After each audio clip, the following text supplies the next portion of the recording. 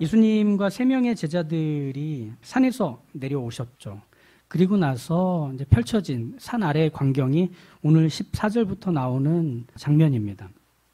여기는 큰 무리가 이렇게 모여 있고 그 중심에 제자들과 또 서기관들이 말을 강하게 주고받으면서 싸우는 것 같은 큰 소리를 내는 그 장면이 예수님과 세 제자들이 봤던 모습이죠. 먼저 예수님과 세 제자들이 봤던 무리를 크게 세 부류로 나눠볼 수가 있습니다. 첫 번째는 귀신들을 내쫓았던 특별한 경험을 하긴 했지만 실패를 경험한 예수님의 제자들이 그 부류입니다. 그들은 아무 도움도 이 아이의 아버지에게 또 이 아이에게 주지 못하고 서기관들에게 말싸움 할 수 있는 빌미만 제공해 버렸습니다. 그래서 이 제자들의 지금 처한 어떤 상태는 당혹스러움과 부끄러움입니다.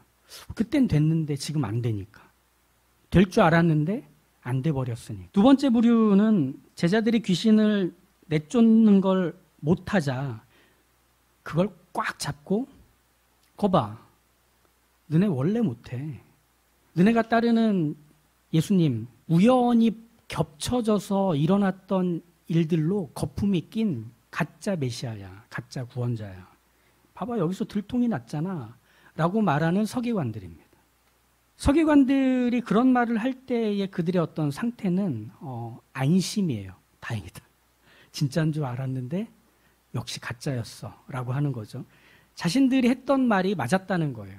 선지자들의 글에 이런 사람이 메시아고 구원자일 수 없는데 자꾸 사람들을 고치고 귀신을 쫓아내고 심지어 죽은 사람도 일으키고 대단한 말들로 사람들이 우우하고 따라가니까 서기관들과 바리새인들, 종교 지도자들 역시 반신반의하는 거죠. 그런데 이번에 일어난 일을 보니 그래, 가짜였어 라고 하는 데서 찾아오는 안심입니다. 세 번째 부류는 예수님의 소문을 듣고 찾아와서 그분이 또 어떤 대단한 일을 하는지를 지켜보고 싶은 부류입니다.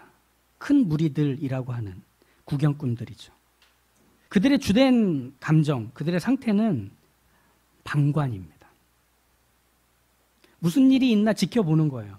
대단한 일이 일어나면 우와, 야, 어떻게 저런 일을 하지? 어떻게 저 귀신 들린 저 아이를 고치지? 죽었는 줄 알았는데 어떻게 일으키지? 하지만 그저 지켜보는 게 답니다. 그래서 그런 일이 일어나지 않으면 집으로 돌아갈, 발을 뺄 냉랭한 방관만 보이는 모습. 이게 세 번째 부류입니다. 이 세 부류의 공통점, 다 다른 어떤 상태와 감정이잖아요. 이 세 부류의 공통점이 있다면 모두 하나님을 알고 예수님을 안다는 겁니다. 그죠? 그런데 하나님을 알고 예수님을 아는 세 부류가 말하고 행동할 때 감정은 서로 겹치지는 않아요. 참 희한하죠. 그런데 신기한 건 이 세 부류의 상태와 감정은 다 한 뿌리에서 나왔습니다. 뭐냐면 이들은 하나님과 예수님을 안다고는 하지만 실제로는 하나님과 예수님을 모르고 있는 뿌리입니다. 거기서 나온 세 감정과 상태들입니다. 근데 우리가 여기서 주목해야 되는 것이 가장 이입하고 싶은 건 뭐냐면 구경하고 있는 사람들, 싸우고 있는 사람들 사이에서 이두저두 못하고 있는 이 아이의 아버지입니다. 말 못하는 귀신이 들린 이 아이의 아버지는 자기의 어린아이를 고쳐보기 위해서 예수님께 찾아왔어요. 이 아이는 어릴 때부터 거꾸러져 거품 흘리고 이를 갈고 계속 말라가는 상태. 그런데 누구도 그 아이를 고치지 못하는. 어떻게든 이 아이를 고칠 수 있다면 무엇이든지 했을 아버지는 예수님의 소문을 듣고 예수님께 단박에 달려온 겁니다. 하지만 예수님 거기 계시지 않으셨죠. 예수님의 제자들이 마침 있어서 도와달라고 부탁을 했지만 제자들은 이 아이를 고치지 못합니다. 그런데 이 아이를 고치지 못한 이 상황, 슬프고 좌절감이 커질 너무 마음이 아픈 이 상황이 누군가에게는 논쟁거리로 전락하고 있는 거예요. 누군가에는 구경거리, 재미없는 일 정도로 끝나버리고 있는 겁니다. 그러니 이 아버지의 괴로움이라는 건 말할 수 있을까? 그때 마침 예수님이 등장을 하십니다. 이 무슨 일이냐 물으시죠. 왜 너네들끼리 싸우고 있냐? 그러자 이 아이의 아버지가 뛰어들듯이 예수님께 아이의 상태 그리고 아이를 고쳐주시기 위한 것으로 예수님을 만나러 왔다는 대답을 하죠. 아버지의 말을 들은 예수님은 아이를 데려오라시면서 그 자리에 모인 사람들을 향해서 말씀하십니다. 19절을 보시죠. 믿음이 없는 세대여, 내가 얼마나 너희와 함께 있으며 얼마나 너희를 참아야 하는가. 이건 호되게 질책하시는 말씀일 겁니다. 예수님은 이 아버지를 포함해서 이 세 부류의 사람들을 향해서 믿음이 없는 세대라고 얘기하시죠. 믿음이 없다는 이 느닷없는 예수님의 지적은 여기서 멈추지 않고 계속 이어집니다. 아이를 데려온 이 아버지가 무엇을 하실 수 있거든 우리를 불쌍히 여겨 도와주십시오라고 얘기하죠. 이거에 대해 예수님은 뭐라고 23절에서 얘기하시냐면 할 수 있거든이 무슨 말이냐. 믿는 자에게는 능히 하지 못할 일이 없다. 이렇게 얘기하십니다. 너무나 유명한 구절 중에 하나죠. 그런데 할 수 있거든이 무슨 말이냐. 이게 이런 표현이에요. 할 수 있겠냐고? 지금 그걸 나한테 물어? 이런 뜻이죠. 상당히 강하죠. 거칠고. 그리고 믿는 자에게는 능히 하지 못할 일이 없다. 이건 무엇이든지 가능하다. 모든 걸 할 수 있다.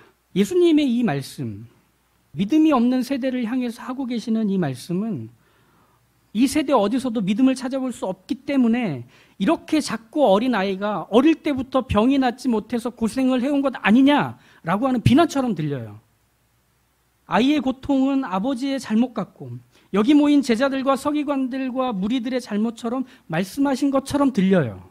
그러면 이 예수님의 말씀대로면 세상에서 일어나는 모든 고난, 시련, 사건과 사고들, 질병과 전염병, 자연재해 이런 것은 믿음이 없기 때문에 멈추지 않고 일어나는 걸까요?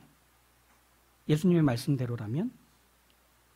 믿음만 있으면 몸과 마음의 병은 낫고 가난과 갈등의 고리는 끊어지게 되는 걸까요? 예수님은 믿음이 만병통치약이고 문제 해결의 유일한 방법이기 때문에 그게 없는 지금과 이 사람들을 지적하며 비난하시는 것인가? 이렇게 생각을 하게 되면 믿음에 대해서 우리는 먼저 이렇게 떠올릴 수밖에 없습니다. 그럼 난 믿음이 있나? 병이 나으면 믿음이 있는 것, 귀신을 쫓아내면 믿음이 있는 것, 문제가 해결되면 믿음이 있는 것, 믿음이 있다면 그런 결과들이 금방 드러난다 하면 나는 그런 믿음이 있나? 라고 금방 생각할 수밖에 없는 거예요. 병을 낫게 하는 힘이 믿음이고 문제 해결의 정답이 믿음이 된다면 말이죠. 그건 맞아요. 문제를 해결하는 것은 믿음을 통해 가능합니다. 병을 낫게 하는 것도 믿음을 통해 가능합니다. 단, 믿음이 이런 결과를 내는 힘이고 또 그 정답이 된다면 그 믿음을 가진 사람보다 커야 할 거예요. 왜? 우리가 살고 있는 삶에서 찾아오는 이 문제들을 우리가 쉽게 다루지 못하잖아요. 병에 걸리고 사고가 나고 자연재해를 겪고 관계에서의 어려움을 맛보고 경제적인 문제들을 해결하기 위해서 골몰하는 일들은 우리의 그냥 일상에서 일어나는 일들이잖아요. 우리가 그걸 믿음으로 단박에 다 해결하면서 왔나요? 그렇지 못하죠. 그러니까 그 문제들을 해결할 수 있는 게 믿음이라면 믿음은 나보다 큰 거예요. 내 인생보다 큰 거예요. 그럼 내 인생보다 크고 나보다 큰 믿음을 내가 과연 내 책임이라고 하는 게 맞나? 내가 그걸 갖지 못했으니까, 그게 부족하니까, 그래서 이런 일들이 해결이 안 되는 거라고 말하는 게 맞나? 사람에게는 밥배가 있어요. 그리고 밥배 옆에는 디저트 배가 있어요. 그 디저트 배 옆에는 믿음이라는 공간이 있어요. 그래서 그 믿음이라는 공간을 어느 정도 다양한 방식으로 채우면 그 믿음이라는 공간에서 띵 하고 빨간불이 들어와서 그 믿음을 활성화시켜서 이 문제들을 해결하고 병이 낫고 그리고 행복하게 살아갈 수 있는 환경들을 마련할 수 있는, 그렇게 말하면 모든 책임은 다 나한테 있는 거잖아요. 내 인생에서 일어나는 모든 일들은 내가 믿음이 없어서 생긴 일이기 때문에 이 믿음이라는 공간을 채워야 하는 내 책임, 그걸 감당했느냐 안 했느냐 이렇게 말해야 하는 거라면 자신이 책임져야 하는 믿음이라는 건 자책하는 믿음입니다.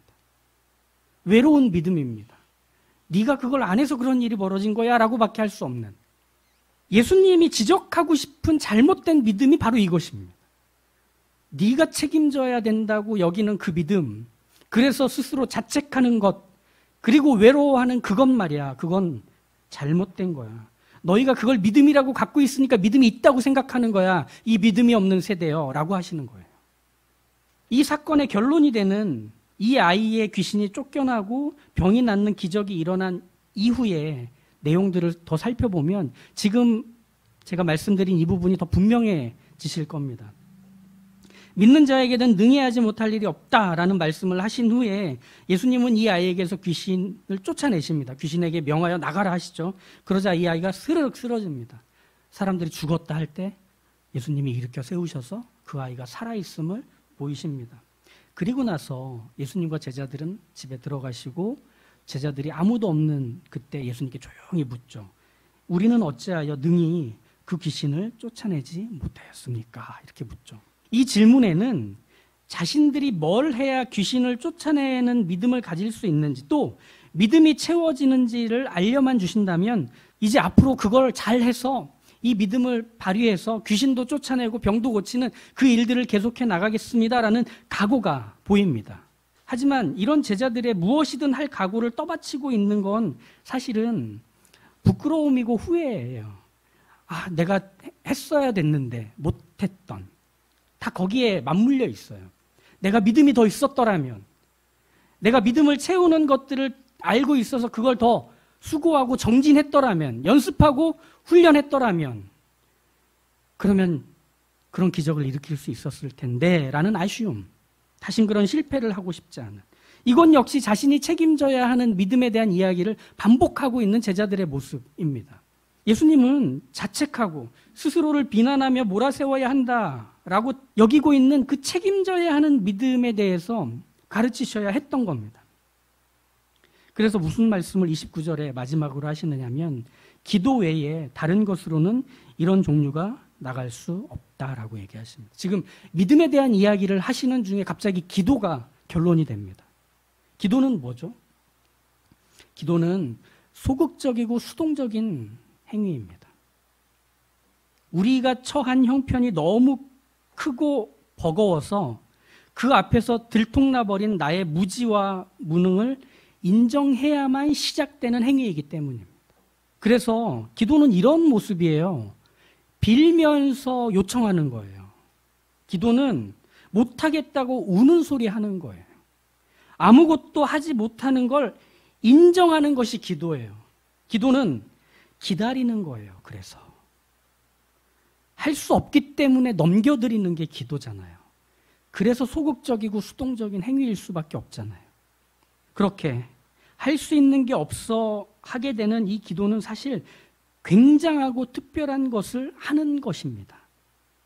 무엇일까요? 하나님을 향해 우는 것이기 때문입니다. 하나님을 향해 요청하는 것이기 때문입니다. 어린 애들이 뛰다가 훌렁 넘어져요. 그러면 금방 우느냐, 금방 안 울어요. 뭐 하는지 아세요? 먼저 두리번거려요. 나를 도와줄 사람이 있어야 그때 웁니다. 마치 사이렌 같은 소리죠. 여기에서 난리가 났어. 내가 지금 넘어져가지고 얼마나 아프고 괴로운지 알아? 라면서 사이렌을 울리는 게 아이들이 우는 거예요. 그래서 아이들은 방향을 확인하면 아, 저기 엄마가 있다. 저기 아빠가 있다. 그러면 그제서야 울기 시작합니다. 나 좀 봐줘. 이런 거죠. 기도가 그거예요. 그런데 믿음이 없는 세대, 그것은 스스로 책임지는 믿음으로 가득 차 있는 모습이라고 했잖아요. 이건 마치 뛰다가 넘어졌는데, 그래서 무릎이 홀렁 까졌는데 툭툭 털고 일어나서 절뚝절뚝거리며 구급상자를 열어서 빨간 약으로 칠하고 밴드를 스스로 바르는 어른이 찾아와서 야, 아프지 않아? 아프면 부르지 그랬어. 아니에요. 제가 부주의해서 벌어진 일인걸요. 걱정하지 마세요. 그러면서 절뚝거리며 자기 길을 가는 대견한 아이일까요? 그럴 수 있어요. 그런 애들은 참 대견해 보이겠죠. 그런데 그 아이가 내 아이라면 대견할까요? 아니요. 속상해요. 마음이 너무 아파요. 그 부모의 아이는 스스로도 잘하고 있는 그 아이의 모습이 가슴이 찢어지는 바로 그 모습일 거예요. 언제 이렇게 컸지? 아이고 기특해라. 이게 아니라 얘가 왜 이렇게 됐지? 내가 뭘 잘못했지? 이게 부모의 마음이잖아요. 아유, 아빠 엄마 힘드실까봐, 속상해 하실까봐, 늘 바쁘시니까 그냥 제가 알아서 했어요. 걱정하지 마세요. 아버님, 어머님은 하실 일 하시고 저는 제 인생 제가 잘 살겠습니다. 이게 믿음과 관련해서 생각해 보면 이게 하나님을 믿는 것일까요? 하나님은 하나님 일 하세요. 저는 제 인생 갈게요. 라고 하는 건 말이죠. 6살짜리가 어린이집 들어가면서 야, 너 주말에 어땠니? 야, 사는 게 그렇지 뭘. 우리 요구르트나 한잔하고 들어가자. 이게 믿음이냐는 거예요. 왜 기도와 믿음을 연결시켰는지 아시겠죠? 자기가 스스로 책임져도 되는 것은 믿음과 상관이 없습니다. 자기가 책임을 지는 것은 우는 소리 하지 않아도 됩니다. 스스로 책임지는 삶은 그렇기 때문에 하나님께 대한 원망도 있고 실망도 있을지 모르겠지만 하나님을 찾을 필요도 없는 것이기도 합니다. 의지하지 않아도 되고 기대하지 않아도 됩니다. 스스로 책임지는 혼자서도 잘하는 그 삶, 그건 믿음으로 사는 삶이라고 말할 수 있는가? 아니에요. 하나님에 대한 어떤 기대도 어떤 의지도 없는, 그래서 하나님을 향해 부르지도 않고 하나님 앞에서 울지도 않는, 그건 믿음이 아니에요. 믿음이 없는 세대는 혼자서도 잘하는, 외로워도 슬퍼도 나는 안 울어, 참고 또 참지 울긴 왜 울어, 들장미 소녀 캔디 같은 그 모습, 그건 믿음이 아닙니다. 믿음이 없는 것이죠. 회피하고 구경꾼으로 관망만 하고 고난도 질병도 문제도 아픔도 스스로 책임지려는 자책하는 믿음. 그래서 그걸 그 믿음이 채워졌느냐 그렇지 않느냐를 가지고 하나님이 일하셔야 된다 그렇지 않아야 된다라고 말하며 자기 인생을 고와 같이 살아가는 그 모습은 믿음이 아니라는 겁니다.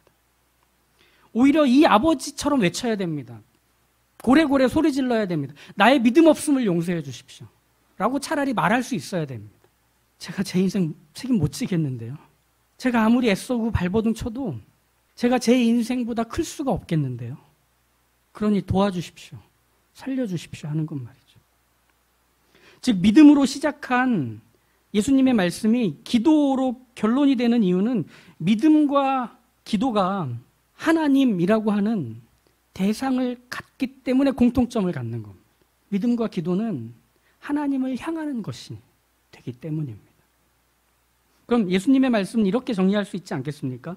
믿음의 대상이며 기도의 대상은 무엇이든 가능하게 하시는 분이다. 믿음의 대상이며 기도의 대상에게는 능히 하지 못할 일이 없으시다. 이렇게 말이죠.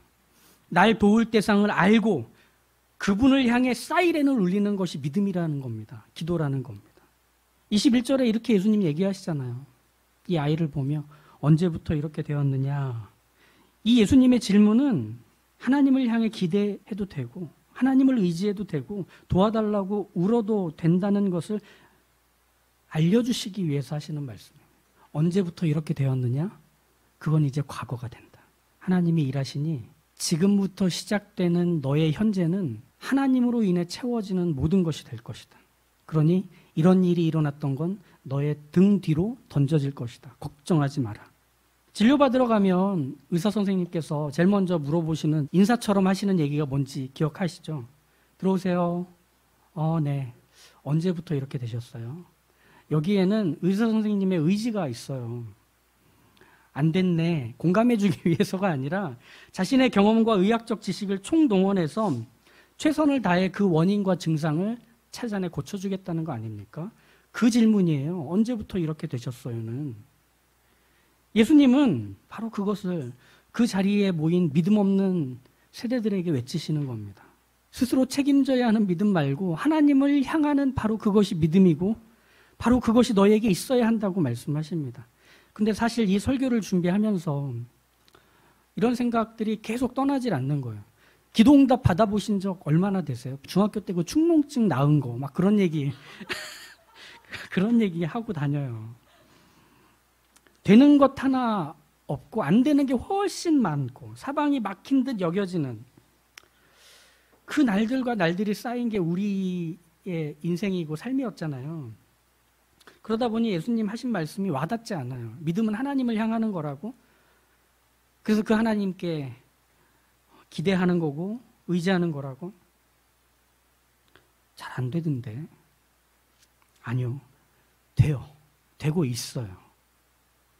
그게 우리가 생각하는 때에 우리가 원하는 방식으로 우리가 맛보고 싶은 결과를 들이밀었기 때문에 그것과 다를 뿐인 거죠. 수박 씨앗을 잘근잘근 깨물어 먹었다고 해서 수박을 먹은 건 아닙니다. 하나님이 일하신다는 것은 하나님이 하시는 것이기 때문에 내가 알 수 있는 것보다, 내가 확인할 수 있는 것보다, 내 경험을 들이밀어서 점검할 수 있는 것보다 훨씬 크고 넓습니다. 그리고 훨씬 깁니다. 거기서 우리가 알 수 있는 것들이 어디까지일까요? 아니요. 쉽지 않죠. 그러니까 우리의 매 순간은 절벽입니다. 괴로움입니다. 좀 이런 느낌 받을 때 많지 않으세요? 인생을 이렇게 살아가다 보면 자꾸 하나님이 우리를 곤란과 어려움, 문제들로 이렇게 밀어 가시는 느낌이 듭니다. 이렇게 우리는 하나님께 이것 좀 해결해 달라고 도와달라고 하는데 그 복판으로 자꾸 미시는 것 같아요. 막 이러면 막 밀려갑니다. 하나님 어떻게 하시려고 이러니까 저 앞에 낭떠러집니다. 저기서 떨어지면 완전히 다 가루가 됩니다. 하나님 제가 얼마나 약한지 아시잖아요.